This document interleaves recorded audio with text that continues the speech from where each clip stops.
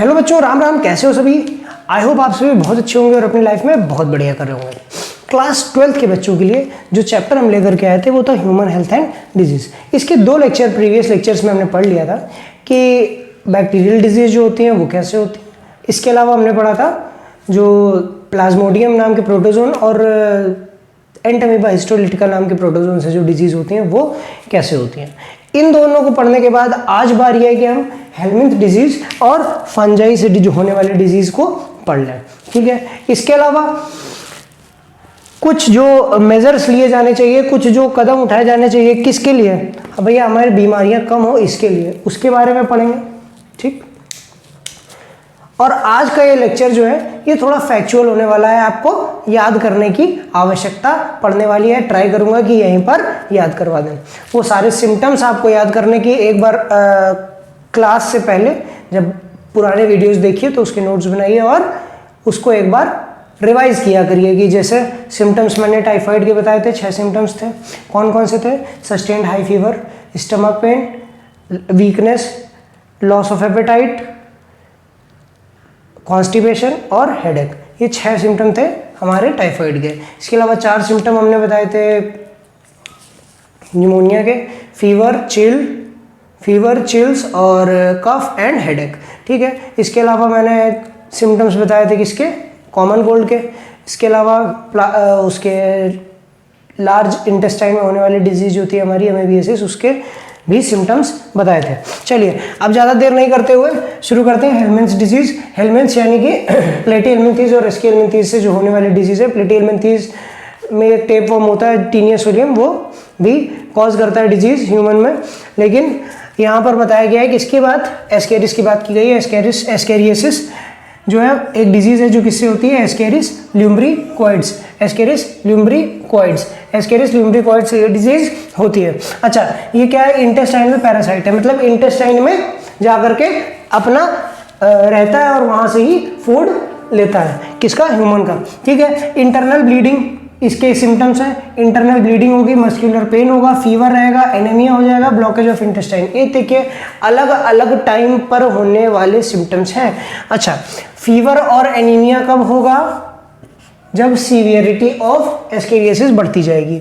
Internal bleeding तभी होगी। Muscular pain शुरुआत से ही शुरू हो जाएगा। ब्लॉकेज ऑफ इंटेस्टाइन जब बहुत सीवियर कंडीशन हो जाएगी एस्केरियसिस की तब होगा। ठीक है, तो ये सिम्टम्स हैं 4 सिम्टम्स, 5 सिम्टम्स आपको बताए गए। क्या क्या? Internal bleeding, muscular pain, fever, anaemia और ब्लॉकेज ऑफ इंटेस्टाइनल पैसेज। ठीक है, होता कैसे है? कंटामिनेटेड फूड एंड वाटर से। मान लीजिए कि किसी बंदे को एस्केरियसिस थी, यानी एस्केरिस पैरासाइट उसके इंटेस्टाइन में था। अच्छा, उसने दिए अंडे जो थे वो पॉटी के साथ निकल गए। उस बंदे ने क्या किया कि पॉटी किया और जाकर के सीधे बाल्टी में ऐसे ही हाथ धो दिया, सीधे बाल्टी में ऐसे ही हाथ धो दिया। अब जो गंदगी थी हाथ में लगी हुई उसी में अंडे थे।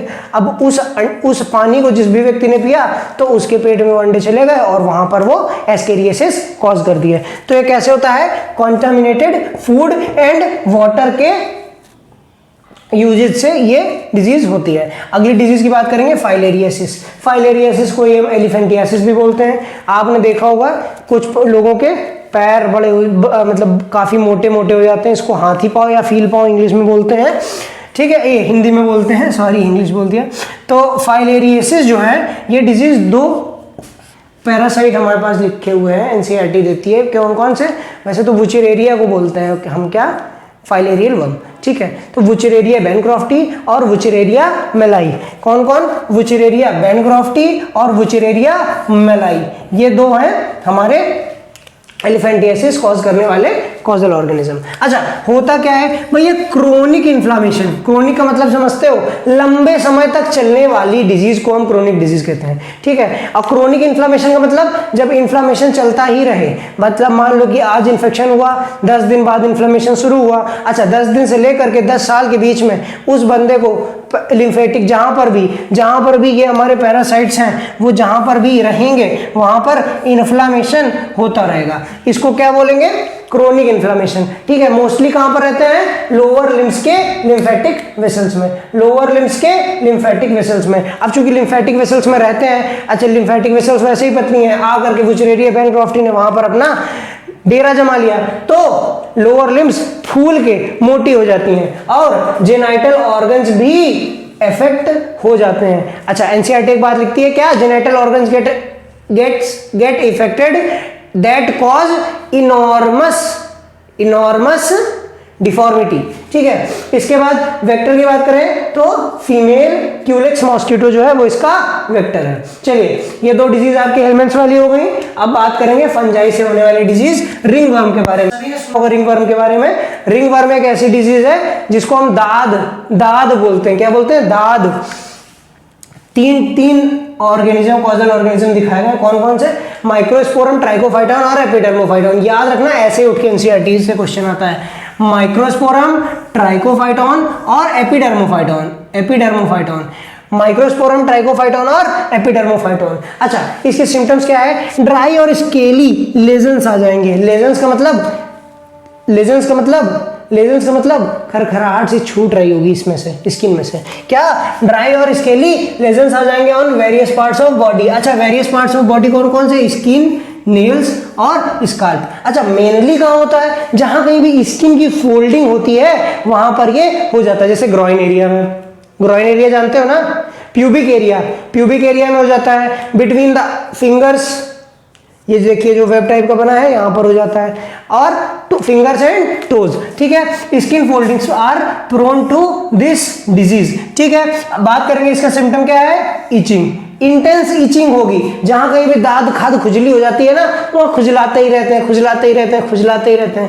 ठीक है, अब देखिए होता कैसे है भैया। Spreads by using towels and cloths of infected ones. मतलब मान लीजिए कि आपके घर में किसी को दाद खाद खुजली है, उसने जो टॉवल से अपना सिर पोंछा, उसी टॉवल से आपने पोंछ लिया, तो क्या होगा? आपको भी दाद खाद खुजली हो जाएगी। तो भैया अगर किसी को होती है तो उसके कपड़े और टॉवल्स अलग कर दीजिए। इसके बाद बात करेंगे पर्सनल हाइजीन और पब्लिक हाइजीन की। ये भैया आपका इंटरेस्ट होना चाहिए कि आप पर्सनल हाइजीन और पब्लिक हाइजीन पर ध्यान दें। क्यों ध्यान दें? भैया पर्सनल हाइजीन होगा तो आप साफ सुथरे रहेंगे। जब आप साफ सुथरे होंगे तो बीमारी होने के चांसेस घट जाते हैं। क्या? कीपिंग बॉडी क्लीन, खुद की बॉडी को क्लीन रखना। Clean drinking water and food. ठीक है, खाना पीना कैसा?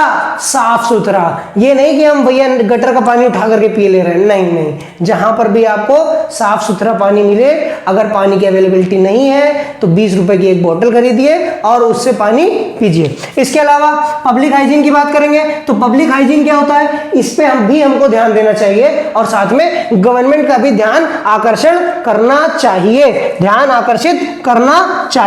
क्या? Disposal of waste. मान लीजिए कि कोई बच्चा है, उसने डायपर में पॉटी कर दिया, अब उसको आप कैसे डिस्पोज करेंगे? उसको डिस्पोज करने का तरीका ये नहीं है कि आपने खुले में फेंक दिया ना, कूड़े वाला आएगा, उसको प्रॉपर आप डिस्पोज करेंगे रैप करके, और जिससे क्या हो कि कोई भी बीमारी ना फैले। इसी तरह आपको वाटर रिजर्वॉयर्स को भी क्लीन करना पड़ेगा। जैसे गांव के आसपास तालाब वालाब होते हैं, लोग क्या करते हैं, गर्मी में बच्चे खेल रहे हैं, उसी से जाकर के पानी पी रहे हैं। अब उसी से जाके पानी पी रहे हैं और सुबह हमारे बूढ़े दादा जो थे वो उसी में जाकर के पॉटी किए थे।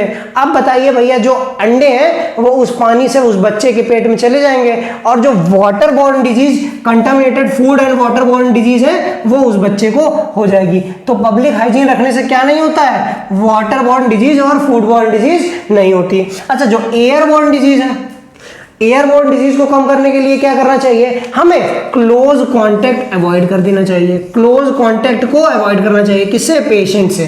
ठीक, इसके बाद जब वेक्टर बॉर्न डिजीज की बात आती है तो भैया वेक्टर को ही खत्म कर दो तो वेक्टर बॉर्न डिजीज खत्म हो जाएगी। आप देखते होंगे क्या, जैसे एक्सट्रीम गर्मी आती है या जैसे एक्सट्रीम ठंडी आती है तो हमारे जो मच्छर भाई है ना, वो अपने आप ही खत्म हो जाते हैं। क्यों? क्योंकि वो उनका सीजन नहीं है। क्यों? क्योंकि वो उनका ब्रीडिंग सीजन नहीं है। अब आपको क्या करना है? उनका ब्रीडिंग प्लेस ही खत्म कर दो। मान लो कि कहीं पर आपके घर के आसपास कूलर पंखे में पानी जमा है, तो आप क्या करना है? उस पानी को हटा देना है, जिससे कि मच्छर आके उसमें अंडे ना दे। अंडे नहीं देगा तो नए मच्छर नहीं होंगे। ठीक, बात समझ में आई?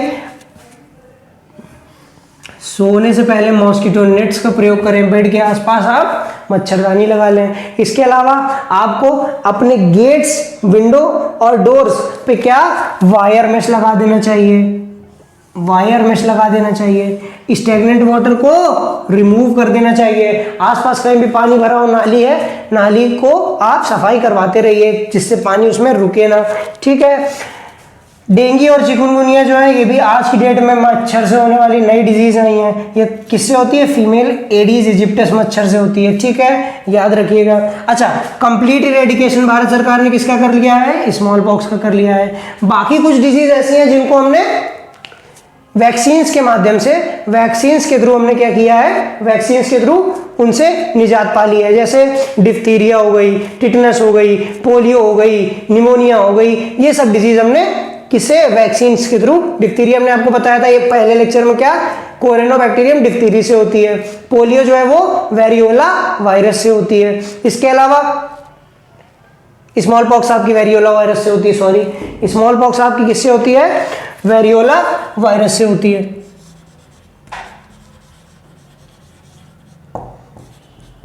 स्मॉल पॉक्स आपकी वेरियोला वायरस से होती है।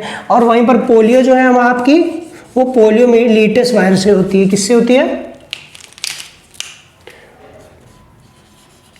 पोलियो मेलिटस वायरस से होती है, ठीक है, याद रखिएगा ये बात, ठीक। ये दोनों वायरल डिजीज हैं। इसके अलावा निमोनिया बता चुके हैं, डिप्थीरिया बता चुके हैं। टिटनेस, टिटनेस आपकी किससे होती है? क्लोस्ट्रीडियम टिटेनाई से होती है। तो इन सब के लिए हमें ये मेजर्स उठाने चाहिए। एक बार आप स्क्रीनशॉट ले लीजिए, मैं साइड हो गया हूं, ले लिया। तो आज की वीडियो में इतना ही। अगली वीडियो में हम इम्यूनिटी के बारे में पढ़ेंगे। बहुत इंपॉर्टेंट, बहुत ही इंटरेस्टिंग चैप्टर लेक्चर होने वाला है अगला। और इस वीडियो को लाइक शेयर सब्सक्राइब फटाक से करें, लाइक शेयर करें और चैनल को तुरंत से सब्सक्राइब करें, ठीक है। आज की वीडियो में इतना ही। जय हिंद, राधे राधे।